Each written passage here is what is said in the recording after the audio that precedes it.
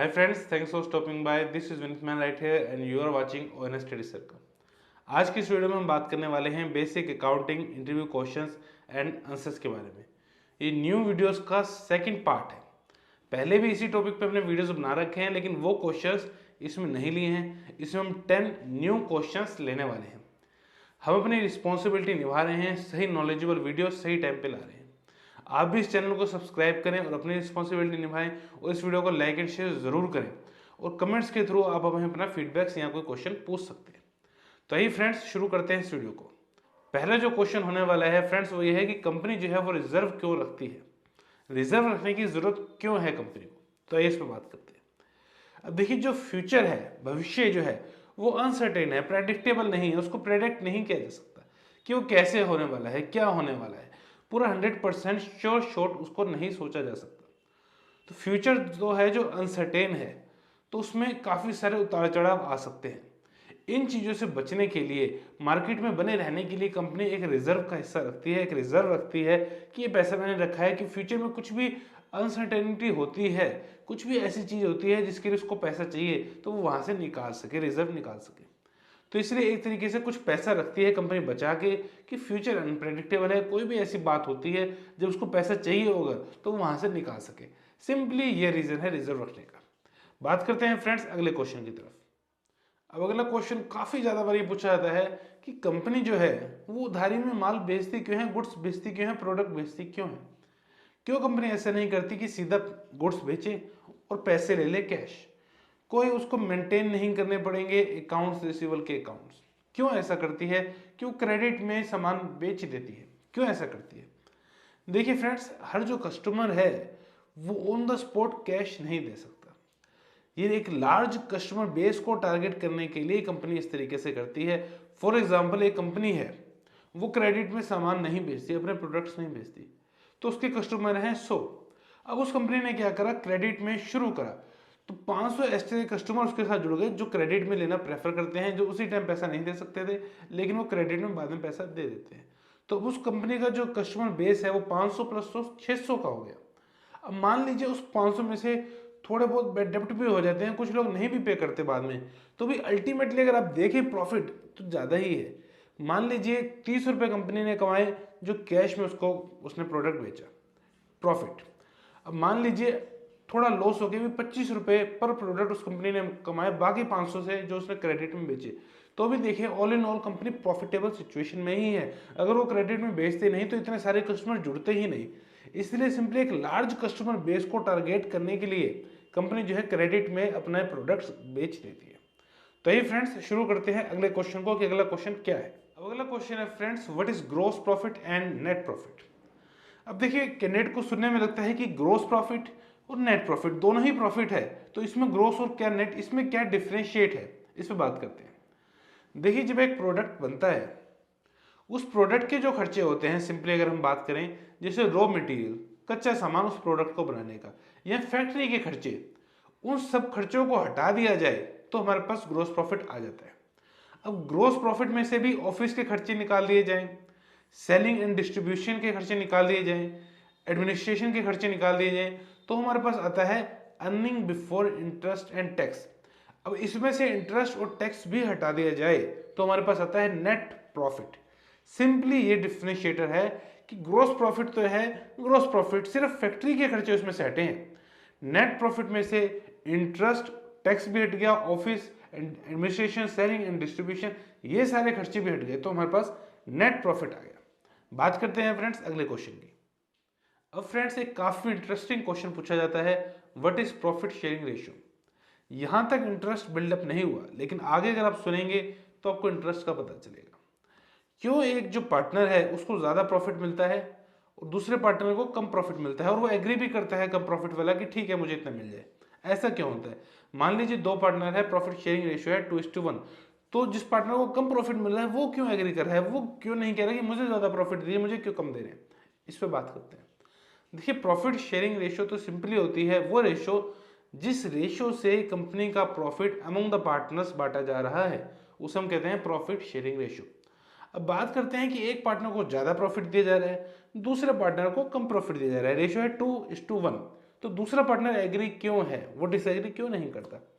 अब मान लीजिए एक बिजनेस है, उसमें 10 लाख रुपए लगे, एक पार्टनर है उसने कैपिटल लगाई है 8 लाख रुपए, दूसरा पार्टनर है उसने कैपिटल लगाई है सिर्फ 2 लाख रुपए, तो क्या प्रॉफिट डिस्ट्रीब्यूट जब किया जाएगा इक्वल होगा?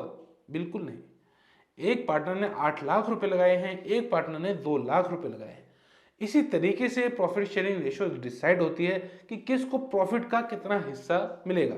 इसलिए जिस पार्टनर को कम मिल रहा था प्रॉफिट, वो भी एग्री कर रहा था, क्योंकि उसको पता है कि उसने कैपिटल जो है कम लगाई है बिजनेस में। ये एक सिंपली रीजन होता है। तो ये फ्रेंड्स बात करते हैं अगले क्वेश्चन की। अब अगला क्वेश्चन फ्रेंड्स इस तरीके से पूछा जा सकता है कि कंपनी है वो 10 लाख रुपए की मशीनरी परचेज करती है। ध्यान से सुनिए, एक कंपनी है 10 लाख रुपए की मशीनरी परचेज करती है और वो 10 साल तक उसको यूज करेगी। तो क्या वो जो 10 लाख रुपए हैं जो खर्चा हुआ है उसको करंट ईयर में डाला जाएगा या उसका किस तरीके से ट्रीटमेंट किया जाएगा? देखिए, इसका एक सिंपली आंसर है, 10 लाख रुपए की मशीनरी है, 10 साल तक उसको यूज किया जाएगा। तो उसको जो 10 लाख है उसको सारे पैसे को करंट ईयर में नहीं डाला जाएगा, उसको सिंपली डिवाइड कर दिया जाएगा कि कितने टाइम तक कंपनी यूज करेगी। 10 लाख डिवाइडेड बाय 10, क्योंकि 10 साल तक यूज करेगी। और जो 1 लाख आएगा उसको 1-1 लाख करके 10 साल तक डाला जाएगा और उसको अकाउंटिंग में शो किया जाएगा। एक ही साथ 10 लाख रुपए नहीं शो किए जाएंगे, क्योंकि उस मशीन का यूज जो है 10 साल तक के लिए किया जाने वाला है। तो सारा जो खर्चा है वो एक ही साल करंट ईयर में नहीं शो करेगा। आइए फ्रेंड्स बात करते हैं अगले क्वेश्चन की। अब अगला क्वेश्चन फ्रेंड्स ये हो सकता है कि अर्ली पेमेंट डिस्काउंट क्यों दिया जाता है अकाउंट्स रिसीवेबल में। अब देखिए, एक कंपनी ने 50,000 रुपए के गुड्स बेच दिए क्रेडिट में, अब उसको पैसा मिलना है। वो कहती है कि अगर मुझे कोई 10 दिन के अंदर पैसा दे देता है तो मैं इतना डिस्काउंट दूंगी। ये क्यों किया जाता है, इस पर हम बात करते हैं। देखिए, अब कंपनी को अगर पैसा मिल जाता है पहले तो उस पैसे को कहीं और इन्वेस्ट कर सकती है, ये कोई और यूज कर सकती है, इन्वेंट्री खरीद सकती है, काफी सारे यूसेज कर सकती है।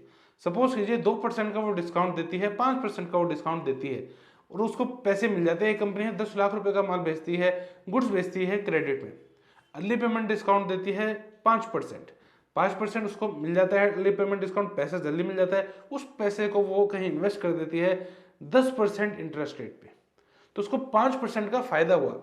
इसी तरीके से जिसने क्रेडिट में सामान लिया उसको भी फायदा है कि उसको 5% कम देना पड़ रहा है, तो वो अर्ली पेमेंट दे देते हैं। और कंपनी को भी फायदा है कि उसने इन्वेस्ट कर दिया और उसको भी 5% का फायदा हुआ। तो इसी वजह से अर्ली पेमेंट डिस्काउंट दिया जाता है। बात करते हैं फ्रेंड्स अगले क्वेश्चन की। अगला क्वेश्चन हो सकता है friends, what is joint venture. देखिए, पार्टनरशिप में क्या होता है, पार्टनरशिप में क्या होता है, 2 या 2 से ज्यादा पार्टनर मिलकर एक बिजनेस को चलाते हैं। बिजनेस को चलाते हैं, ध्यान से सुनिए, डिफरेंशिएटर यही है, बिजनेस को चलाते हैं। लेकिन जॉइंट वेंचर में क्या होता है, 2 पर्सन मिलके सपोज कीजिए एक स्पेसिफिक टास्क तक काम करेंगे। फॉर एग्जांपल, एक पर्सन को कॉन्ट्रैक्ट मिला कि स्कूल बनाना है। अब उसने देखा कि ये उसकी कैपेसिटी से थोड़ा सा बाहर जा रहा है, तो उसने एक पर्सन को अपने साथ और मिला लिया, जॉइंट वेंचर कर लिया कि स्कूल बनाना है। जब तक वो स्कूल नहीं बनेगा वो काम कर रहे हैं साथ में, स्कूल बनेगा तो वो कॉन्ट्रैक्ट हट जाएगा। जॉइंट वेंचर मतलब 2 पर्सन मिलके एक स्पेसिफिक काम को करें, जब वो काम कंप्लीट हो गया तो वो कॉन्ट्रैक्ट खत्म हो गया, इसे हम बोलते हैं जॉइंट वेंचर। ये बिजनेस से अलग है, क्योंकि बिजनेस में 2 पार्टनर मिलके काम कर रहे थे साथ साथ, कोई एक स्पेसिफिक टारगेट नहीं था। यहाँ टारगेट था स्कूल बनाना है, स्कूल बन गया तो वो कॉन्ट्रैक्ट खत्म हो गया। ऐसे जो कॉन्ट्रैक्ट होते हैं उसको हम जॉइंट वेंचर का नाम देते हैं। बात करते हैं फ्रेंड्स अगले क्वेश्चन की। अब फ्रेंड्स ये 2 क्वेश्चन का सेट है। पहला क्वेश्चन है, कंपनी ने 50,000 के गुड्स परचेज करे, कैश में इसकी जर्नल एंट्री क्या है। Simply purchase account to cash account, 50,000 debit में, 50,000 क्रेडिट में। यहाँ पे आप एक चीज पे ध्यान दीजिए, कंपनी ने परचेज क्या किए थे, गुड्स। डेबिट में कौन सा अकाउंट आया है, purchase account. Goods account debit में क्यों नहीं आया। अगला क्वेश्चन ये है कि गुड्स अकाउंट डेबिट में क्यों नहीं आता, परचेज अकाउंट डेबिट में क्यों आता है, इससे बात करते हैं। अब देखिए, कंपनी ने क्या करा, एक प्रोडक्ट बनाना था, उसका रॉ मटेरियल परचेज किया, प्रोडक्ट बनाया, उसको फिर सेल कर दिया। ध्यान से देखिए, कंपनी ने परचेज किया फिर सेल कर दिया। परचेज किया था रॉ मटेरियल, बना के गुड्स सेल कर दिया। तो कंपनी यहाँ पे देखती है कि कितना सामान उसने परचेज किया और कितना सामान उसने सेल कर दिया, कितने रुपए की उसने परचेज करी और कितने रुपए की उसने सेल कर दी। तो इसलिए परचेज अकाउंट को डेबिट में रखा जाता है, क्योंकि कंपनी ने कोई मशीनरी परचेज नहीं करी है, जो गुड्स को बनाने के लिए यूज में ला रही है। अगर मशीनरी होती तो हम मशीनरी अकाउंट डेबिट रखते। कंपनी ने यहाँ पे कुछ रॉ मटेरियल परचेज किया, कुछ गुड्स परचेज करिए, उसको वो कुछ प्रोसेस करेगी, बेच देगी, रखेगी नहीं, मशीनरी नहीं है, इसीलिए कंपनी ने कुछ परचेज किया और फिर बाद में सेल कर देगी। तो इसी वजह से परचेज अकाउंट को डेबिट में रखा जाता है, गुड्स अकाउंट को डेबिट में नहीं रखा जाता। गुड्स अकाउंट को नहीं बोलते, purchase account debit to cash account. बात करते हैं फ्रेंड्स अगले क्वेश्चन की। अगला क्वेश्चन फ्रेंड्स ये हो सकता है कि आउटस्टैंडिंग रेंट को पे किया गया तो उसकी जनरल एंट्री क्या होगी। अब देखिए, अगर रेंट होता तो एंट्री होती rent account debit to cash account, लेकिन यहाँ पे आउटस्टैंडिंग रेंट है। आउटस्टैंडिंग का मतलब पिछले महीने का। दिसंबर में कैंडिडेट पे कर रहा है तो मान लीजिए नवंबर का है, अक्टूबर का है, सितंबर का है, तो वो रेंट है, तो यहाँ पे आ जाएगा outstanding rent account debit to cash account. Simply इसकी एंट्री होगी। तो फ्रेंड्स ये थी आज की वीडियो, आपको कैसे लगी डेफिनेटली हमें लिखें। Thank you so much for watching this video, thank you so much for your time.